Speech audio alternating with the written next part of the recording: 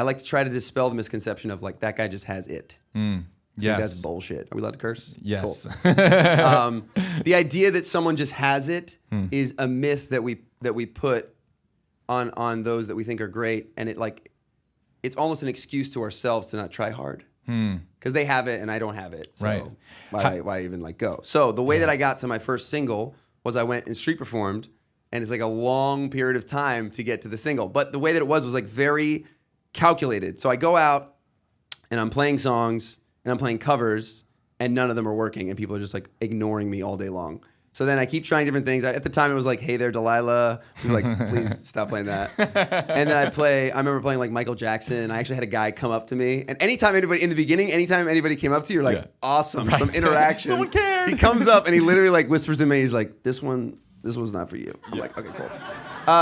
So you stop that. And you just keep trying things. You're like, who am I? Like, what's my thing to offer? Yeah.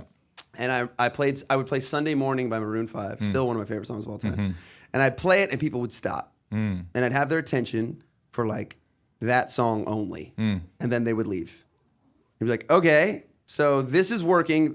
Me copying someone else blatantly is like actually giving you something. Yeah. So then I would go home and try to write my version of Sunday Morning over and over and over and over again.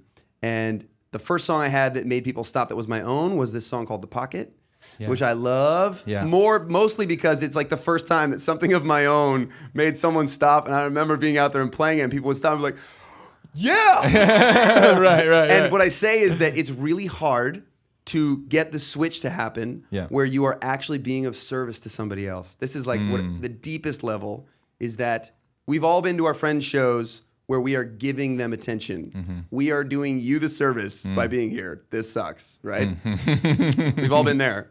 And there's just a ton of work that goes into shifting that to where now whatever it is that I'm doing is being of service to you. At its most fundamental level, that is how you create momentum in any business, and especially the music business. It's like, how is when you come to my show, am I giving to you? How when you listen to my song, am I giving to you? How on social media, am I giving to you? Yeah. How in any interaction that we have we left it so that you feel like I've done more for you than you've done for me? This is how you go.